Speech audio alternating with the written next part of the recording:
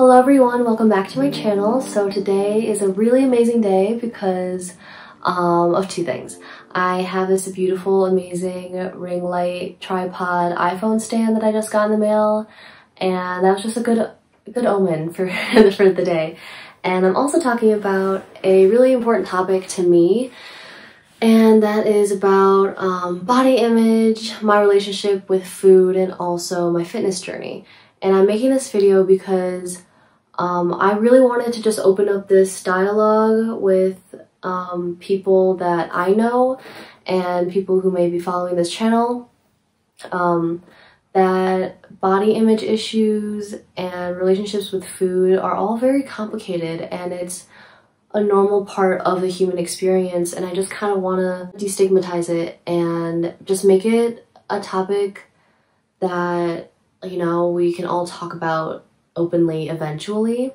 I think it's important to just check in with each other, how we're doing mental health wise, and how our mental health can be affected by our physical appearance, you know? Like, it's a very real human thing that we go through, and I want to touch base on that. And I also want to make this channel more inclusive of those things and of things that comprise the human experience, and I think it's just important. So without further ado, let's get into the video. And we're going to start off with my fitness journey. But I started strength training in November of 2018. So I initially just wanted to build up core strength and upper body strength so I could take some pole dancing classes with a roommate of mine at the time. That ended up not happening, but it's going to be something that I make a priority for myself this year, which is exciting, but that's not the topic of the video. But I ended up just continuing with strength training anyway because I really loved it, and I really felt like I was empowering myself and just reminding myself that I am capable of being strong. Because at the time I was going through a lot of emotional turmoil, and doing strength training really helped me focus just on my body, and it was a really great thing for me, and it continues to be. But it did lead me down certain paths of restrictive eating and body dysmorphia, and I'm not saying that fitness leads to that. That's not like, you know, there's no direct correlation. But for me, since I was never a physically active person in my life, this was just like a new thing. It kind of all sprung up on me at once. So I think that's kind of why I dealt with all these things so quickly. Before then, before going into fitness and stuff, I actually never really thought twice about my body. Like, I thought it was great. Like, I didn't really judge it at all, which is just so weird of me to say now because, like, it's just so different, my relationship with my body. But yeah, I was pretty like neutral positive about my body before going into college, and I think college might have something to do with it too. When I started my fitness journey, I wasn't looking for physical results at all. I was just, you know,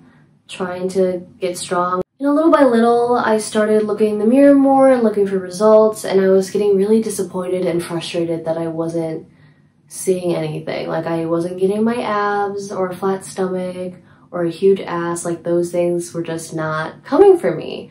And I was so annoyed. I was like, I've been working so hard. Why haven't I made any progress? And at that point, it was only a couple months, so like, I'm not gonna get abs that quickly.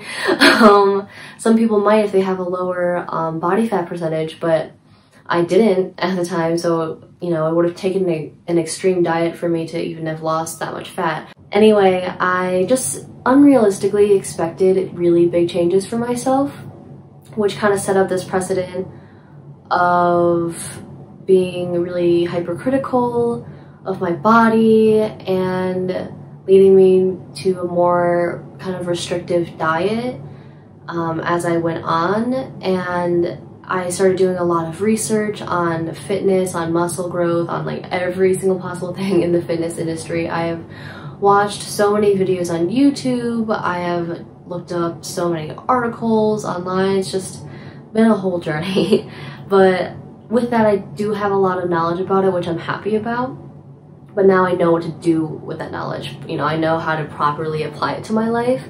But at the time, I was being obsessive and tracking my macros and drinking a bunch of protein smoothies after I worked out, and I gained a lot of muscle, but with that I also gained a little bit of fat, which is normal. But at the time I was like freaking out because I was working so hard and I didn't want to gain any fat. But to gain muscle, you need to gain a little fat. It's just law of thermodynamics, like that's just how it works. And for a few months after realizing that I gained some weight, I was debating whether I should bulk up and then cut down, or cut down and then bulk up. And it's just funny that that was a dilemma in my life for so long. Like, it was just kind of silly. I felt like such a bro trainer person. So once I decided to cut down, I was starting to be really hypercritical of my stomach and just looking to see if it got flatter and flatter. And I also dealt with bloating at the same time, which really did not help. That's like not a good combo when you're bloating and then you're trying to slim down. Like, those two don't go together well. At least for me, mentally, just was not like a fun time.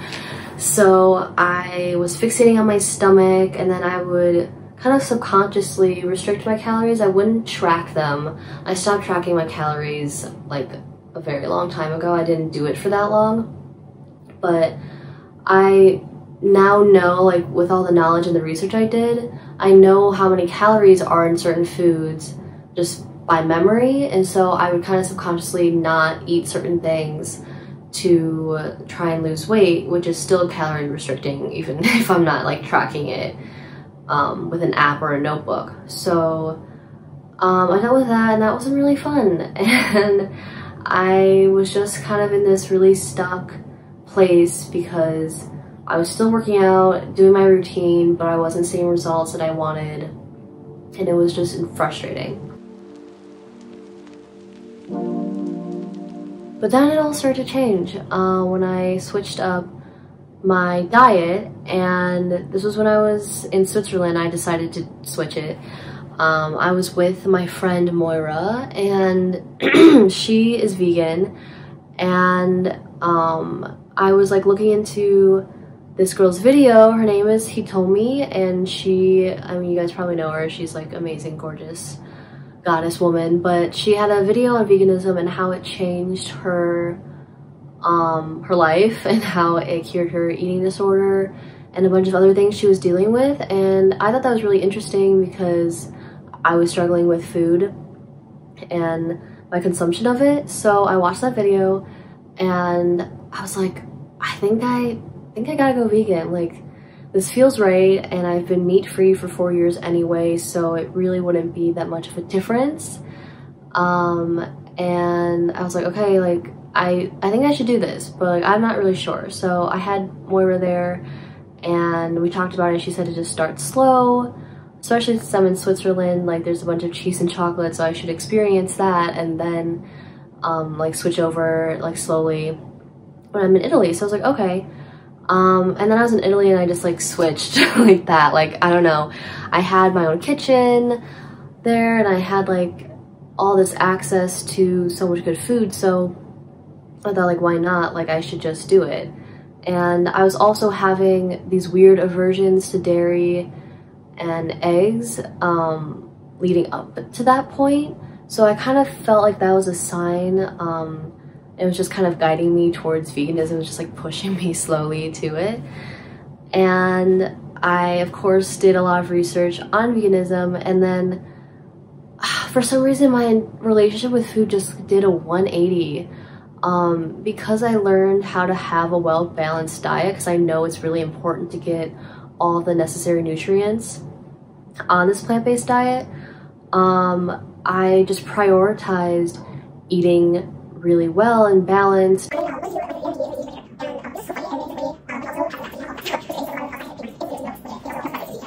I looked into that and everything changed, and then I started wanting to eat more vegetables, and I started wanting to have more like legumes and like tofu and all of these plant-based proteins in my diet because I know it's important.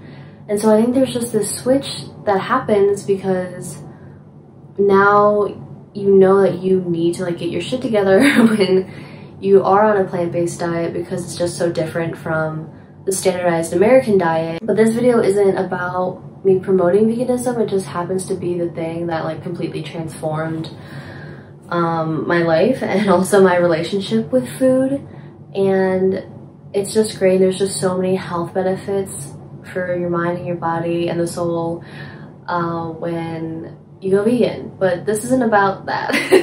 It's such a really tender, like, happy part of my life that I wanted to share because it continues to be just so nourishing every day. I look forward to cooking and eating, and my relationship with food is like a marriage now instead of a toxic relationship, which is great. But now I do want to discuss my body image and how that's shifted as well. I have definitely started being so much more gentle with my body because I know I'm nourishing it well, so I know it's going to just do its best and it's going to help me and it's going to grow with me. And remembering that was just so important. And the food aspect of it goes hand in hand, right? Like your diet is 90% of your results, like when you work out. Like that's how you get results, is when you eat well. And eating well doesn't mean just eating like salads every day. Like it means balance. Like you have your whole grains and you have your veggies and your cruciferous veggies, and you have fruit and you have, you know, nuts and legumes. Like those are all essential for a well-balanced diet, and it also helps promote weight loss too. So that was just kind of an added benefit for this diet, and I've definitely trimmed down significantly since going vegan. And my workout routine has not changed. My body is like doing whatever it's gonna do. There are days though where I still look at it and I'm like, like I wish, you know, my stomach was flatter, and I wish I had more muscle tone and, you know, all these things. But just every day it just slowly gets better, and that's all I could ask for, because before it was just so crippling and it really messed with my mental health. And I didn't really talk about it with anyone. It's just this kind of internal struggle that eventually I came to heal. But, you know, like, we gotta talk about these things, and like that's why I made this video. Like we have to talk about our body image issues, at least with ourselves, you know, because even though I dealt with it, like I never was completely honest about it to myself. So just being open, and you don't have to like be spreading the word to your friends and family like, hey, like here are all these issues I'm dealing with, but like talk to someone you trust, and or like a professional about these things, because it's normal, it's nothing to be ashamed of. And I'm not saying like I'm normalizing like eating disorders or things like that, because I know it's a very different topic that requires a different amount of attention. But you know, when you are struggling with body image, you're not alone. Like everyone is dealing with it in their own way, whether it be big or small. There's not one person on this planet who is 1000% satisfied every day with how they look. Even Beyonce is probably like has some things that she doesn't like care for. You know, with her physical appearance, that was just like the first person to pop in mind. It's like Beyonce, you know. But like your idols and like Victoria's Secret models, like they're going through it too, and it's okay. We're all just going through this whole human experience in this body suit that we all have. That's all I've got to say. And reminder just to be gentle with yourself, practice gratitude for your body, and acknowledge just how it's doing so much for you without you asking it to. But yeah, so just so many things to be grateful for, and I know it's hard to hear that when you are struggling a lot, but just sitting down and taking some deep breaths and like saying to your body, like, you know what, I love you. You may not be doing something that I love right now, but like I'm still alive and I'm still breathing and we're in this together. So that's all I have to say. I hope you have a lovely, lovely day. I'll probably post this on a Sunday, so have a smooth, slow Sunday, and I will catch you guys next time.